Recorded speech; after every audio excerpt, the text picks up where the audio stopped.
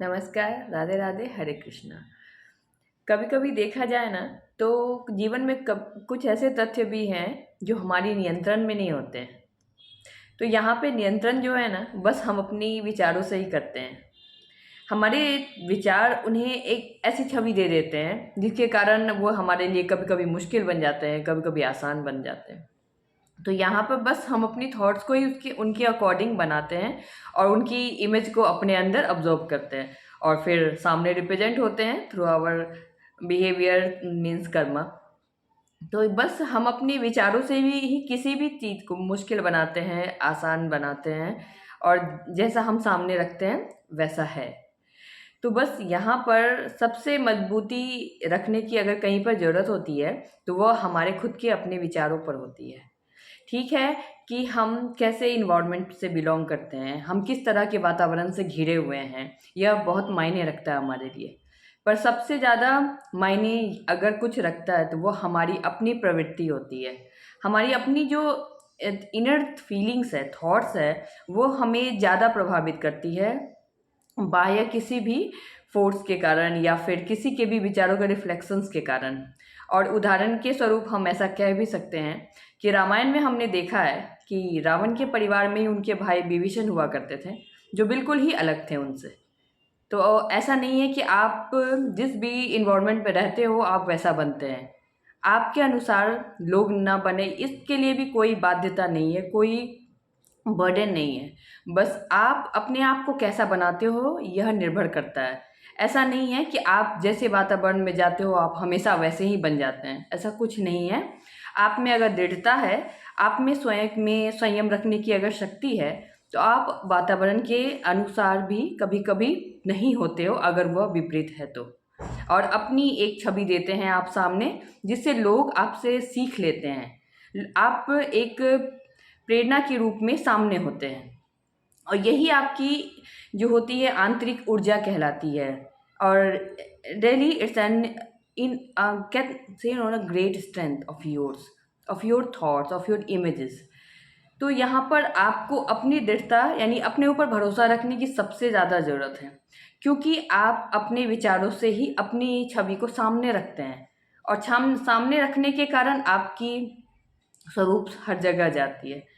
तो यहाँ पर अगर आप इसमें थोड़ी सी भी कमी करते हैं, थोड़ी सी भी अगर स्वार्थ की तरफ देखते हैं कि कभी कभी आपको कुछ पाने की बेहद चाहत होती है और वहाँ पर आप गलत में भी स्वयं को डाल देते हैं, तो ये यह करके आप अन्य को नहीं अपने आप को नुकसान दे रहे होते हैं। क्योंकि कभी कभी हमारी इच्छाएं जो होती हैं ना वही हमें गलत की ओर भी अग्रसर करती है। तो नियम और संयम ये दोनों शब्द हैं, पर दोनों शब्द का अंदर गहन महत्व है और गहन इनकी अपनी महत्ता है। तो हमें समझना होता है कि हम अपने ऊपर कैसे संयम रखें और नियम के अनुसार हों। और नियम के अनुसार होने पे भले ही थोड़ा वक्त लगता है, पर सब कुछ आसान हमारे लिए ही है। और यही प्रकृति के निर्देश व ज्ञान भी है हम सबों के लिए। बशर्ते देर हम सभी लगाते हैं समझने में, लेकिन अगर हम ऐसा समझते हैं आसानी से तो यह हम खुद के लिए आसान करते हैं अपने जीवन को। और दूसरों के लिए तो सदैव सीख की तरह हमारे लिए हम हैं ही सामने, जस्ट रिप्रेजेंट। कभी कभी क्या होता है ना, कुछ भी हम अपने सामने से देख चुके होते हैं और उसके बाद हम ये सोचते हैं कि यह हमने देखकर सही किया या नहीं किया। बस यहाँ पर जब हम कर चुके हैं तो उसके बाद उस पर सोचने से समय और ऊर्जा दोनों का ही व्यर्थ करना कहेंगे। यहाँ पर सबसे बड़ी हमारे लिए सहजता ये होती है कि हम जब ऐसा कर चुके हैं तो उनके विषय में सोचने की बजाय हम उस तरफ ध्यान दें जहाँ से हमारी एक छवि ऐसी रूप में सामने वालों को जाए जो उनके लिए ऊर्जा का स्रोत हो, उनके लिए प्रेरणा का स्रोत हो और उनके सामने हमारे सम्मान की अपनी एक आवृत्ति हो। क्योंकि आपके जीवन में सबसे ज़्यादा महत्वपूर्ण वह है जो आपके सम्मान का प्रतिबोध कराता है। आप अपनी छवि को कैसा सामने रखते हैं यह आपके लिए सबसे ज़्यादा महत्वपूर्ण है, बशर्ते कि आपके लिए क्या सहज है या क्या मुश्किल है।